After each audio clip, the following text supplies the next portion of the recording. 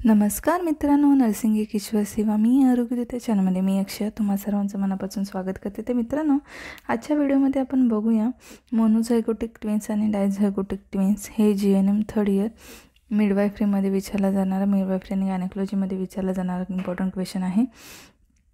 तसेच चॅनलवर नवीन आले असाल तर चॅनलला सबस्क्राईब करा, व्हिडिओला लाईक करा आणि शेअर करायला नक्कीच विसरू नका. चला तर मग आजच्या व्हिडिओला सुरुवात करूया. तर मोनोझायगोटिक ट्विन्समध्ये काय होतं, त्यामध्ये हा जुया गर्भधारणेच्या प्रकारात मोडतो. ठीक आहे, मोनोझायगोटिक ट्विन्स.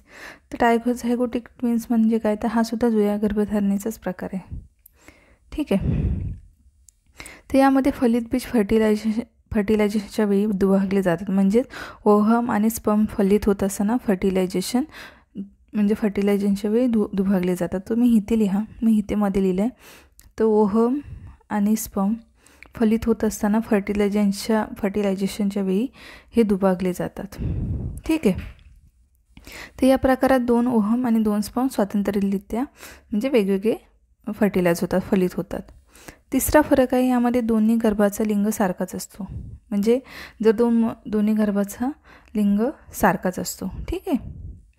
तर यामध्ये दोन्ही गर्भाचा लिंग वेगवेगळा असतो किंवा एकच असू शकतो. ठीक आहे. म्हणजे डायझायगोटिकमध्ये दोन्ही गर्भाचा लिंग वेगवेगळा असतो किंवा एकच असू शकतो. ह्याच्यामध्ये सारखा असतो नाही, पण मोनोझायगोटिकमध्ये सारखाच असतो. तर इथे तुम्ही चौथा फरक लिहू शकता. मी एक एक्स्ट्रा तुम्हाला सांगते, यामध्ये 2 मुली असतील तर 2 मुलीच असू शकतात किंवा 2 मुलगे असतील तर 2 मुलगे असू शकतात. असा चौथा फरक तुम्ही लिहू शकता. जरी मी सांगितला नाही आहे तरीसुद्धा तुम्ही तुमच्या नोट्समध्ये काढा. ठीक आहे. आता इथे लिहिताना कसं लिहिणार चौथा फरक, मी ऑलरेडी वेगळा लिहिला आहे, पण तुम्हाला ॲड करायचं. टोटल तुमचे 11 फरक होतील. तुम्हाला अजून माहीत असेल ते पण ॲड करू शकता. 13-14 डिफरन्सचे मुद्दे लिहिले तर काही हरकत नाही आहे. ठीक आहे. तर इथे तुम्ही चौथा करा. ह्याच्यामध्ये म्हणजे सांगितलं ना, मुलगा असेल तर दोन्ही मुलगेच असतात, मुली असेल तर दोन्ही मुलीच असतात. ह्याच्यामध्ये दोन्ही म्हणजे एक मुलगा किंवा एक मुलगी असू शकते किंवा 2 मुलगेही असू शकतात किंवा 2 मुलीही असू शकतात. पण ह्याच्यात प्रमाण हे कमी आहे, पण ह्याच्यामध्ये मोनोझायगोटिकमध्ये ह्याचं प्रमाण जास्त आहे. हा चौथा फरक तुम्ही लिहू शकता. त्याच्यानंतर आता चौथा फरक आहे जो मी सांगितलेला तो तुम्ही ॲड करा. हा असा आपल्या ह्याच्यामध्ये चौथा फरक आहे. हा समजला असेल तर समजून घ्या तुम्ही, किंवा तो 11वा किंवा 10 फरक झाल्यानंतर 11वा करू शकता. पण इथे केलं तर बेटर आहे, कारण पुढचे डिफरन्स पण वेगवेगळे होतात म्हणून ह्याच्या खालीच येईल ते. ही मुले दिसायला सारखीच असतात, म्हणजे त्यांची आई ओळखू शकणार नाही. एकाला लपवा दुसऱ्याला दाखवा अशा प्रकारची हे असतात म्हणजे मुलं सेम टू सेम फेसची असतात. तर यातील मुले दिसायला सारखीच असतील असे नाही, थोडेफार साम्य असते. म्हणजे समजलं, यातील मुले जी काय आहेत ते दिसायला सारखीच असतील असं नाही, थोडंफार साम्य असतं त्याच्यामध्ये. आता 5वा फरक आहे, या मुलांमध्ये शारीरिक मानसिक गुणधर्मही सारखे असतात. मोनोझायगोटिकवाल्यांचे शारीरिक आणि मानसिक गुणधर्म सारखेच असतात. ठीक आहे. तर यामध्ये मातेच्या 2 मुलांमध्ये साम्य असते, तसे साम्य या मुलांमध्ये असते. ठीक आहे. या प्रकारामध्ये फलित बीज दुभंगताना नीट किंवा पूर्णपणे दुभंगला गेला नाही, तर या गर्भाचे शरीर एकमेकांना चिकटलेले आढळते. म्हणजे या प्रकारामध्ये काय होतं, फलित बीज जेव्हा दुभंगताना एकाच ओहम आणि स्पर्मचे डिवायडेशन होऊन 2 बेबीज बनतात, हे लक्षात घ्या. पण हे जेव्हा दुभंगताना वेगवेगळे सेपरेट होतात, तेव्हा जर नाही पूर्णपणे सेपरेट होऊन गेले तर ते चिकटून राहतात. म्हणजे तुम्ही बघितले असेल बऱ्याचदा, तुम्हाला माहिती आहेत एकच बॉडीचा पार्ट आहे आणि 2 फेस आहेत किंवा मध्ये चिकटलेले आहेत, तो प्रकार म्हणजे मोनोझायगोटिकमध्ये होतो. ठीक आहे. तर असं आहे. त्याच्यामध्ये यामध्ये अशा पद्धतीचा धोका नसतो. ह्या पद्धतीमध्ये अशा प्रकारचा धोका नसतो डायझायगोटिकमध्ये. त्याच्यानंतर 7वा फरक आहे, यामध्ये एकच प्लॅसेंटा असते. ह्याच्यामध्ये ह्या दोघांची प्लॅसेंटा एकच असते. यामध्ये 2 वेगवेगळ्या प्लॅसेंटा असतात. यामध्ये एकच कोरियॉन असतं, म्हणजे यामध्ये एकच कोरियॉन असतो.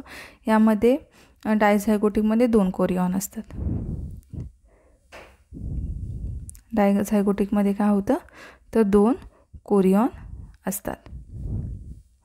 त्याच्यानंतर यामध्ये कारणे अनुवंशिकता किंवा IVFचे उपचार घेत असलेले लोक, याची कारणे काय, तर यामध्ये IVFचे उपचार घेत असलेले लोक किंवा अनुवंशिकता हे असू शकतं. म्हणजे हे होण्याचं काय कारण आहे?